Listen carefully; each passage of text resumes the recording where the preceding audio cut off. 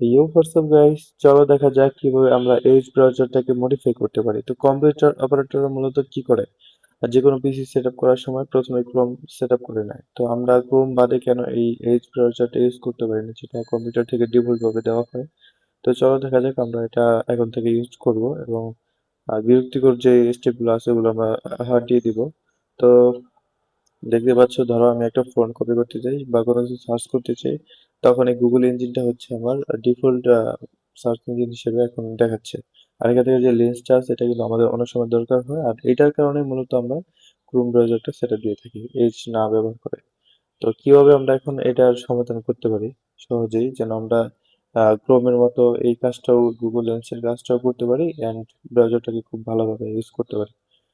তো আমি আগে একটু তোমাদের দেখাই, অনেকে বুঝতে পারবে না যে আমি কি বলতেছি।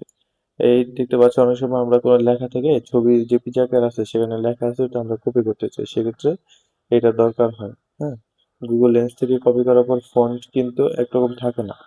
নর্মালি দেখো এই ফোনটা এরকম, এটা যদি আমি যে ফন্ট আছে সুতরাং এটা যদি আমি করি সেক্ষেত্রে নষ্ট হয়ে যায়।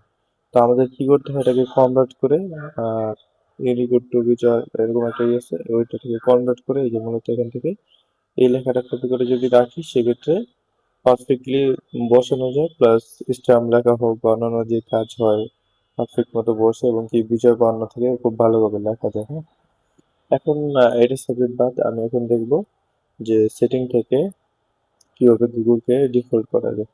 তো এখানে প্রাইভেসি এসে তোমার সার্চ অ্যান্ড যেটা আছে এখানে যাবে, দেন একবার শেষেরটা এখান থেকে তুমি দেখতে পাচ্ছ ব্রাউজার গুলোর হিস্ট্রি টাইপের একটি শো করতেছে। তো আমি এটা না, মূলত ব্যাগে গেলে আরেকটা অপশন আসবে, সেখান থেকে তুমি এই যে দেখো, এখান থেকে ডিফল্ট হিসেবে ক্রোমকে সিলেক্ট করে দেবে বা গুগল, মূলত গুগলকে সিলেক্ট করে দেবে। তো গুগল যখন আমরা এমনিতে ইউজ করতে যাই সেক্ষেত্রে আরেকটা ইস্যু হয় যে এই ব্রাউজারে দেখো নিচে কন্টেন্ট শো, এটা যদি আমি অন রাখি সেক্ষেত্রে কিন্তু নিচে অ্যাড আসে, বিরক্তিকর লাগে। তো এটা অবশ্যই অফ রাখবে। আর গুগল হচ্ছে ডিফল্ট সার্চ ইঞ্জিন কিন্তু তোমার অলরেডি হয়ে গেছে। হ্যাঁ, এখন যদি তুমি কোনো কিছু সার্চ করো সেক্ষেত্রে ওটা আহ, সাধারণভাবে কাজ করবে, এটা গুগল সার্চ ইঞ্জিন হয়ে থাকে। এজ ব্রাউজার থেকে অনেক কিছু সার্চ করলে অনেক সময় তোমার মন মতো নাও আসতে পারে, বিং বা অন্য কিছু থাকতে পারে মাইক্রোসফটের, এই জন্য তুমি এটা ব্যবহার করতে পারো গুগল। কারণ আমরা ছোট থেকেই যারা এই ব্রাউজার ইউজ করি, ফোন টোন ইউজ করি, সবাই এই গুগলের সাথে মূলত কানেক্টেড। তো ট্রিক বিডি দেখো, আমি একটা জিনিস দেখাই আমরা কিভাবে কোনো কিছু বুকমার্ক করতে পারি। যে কোনো ওয়েবসাইটে যাওয়ার পরে এখানে ক্লিক করবে, তো এখান থেকে তুমি রিনেম করে দিতে পারো বা ইয়েস ক্লিক করলে হয়ে যাবে। আবার দেখাই, এখানে থেকে বুকমার্ক অ্যাড করতে হলে এখানে সেভ বা ওকে দিলে হয়। তো এখানে রিনেম করে নেবে, দেন সেভ করবে। এখন প্লাস করলে দেখতে পাচ্ছ এই যে আমার ট্রেক বিডি নামে একটা নতুন সাইট চলে আসে, এটা যদি আমি বুকমার্কে ক্লিক করি সাথে সাথে এই ওয়েবসাইটটা আমাদেরকে নিয়ে আসে।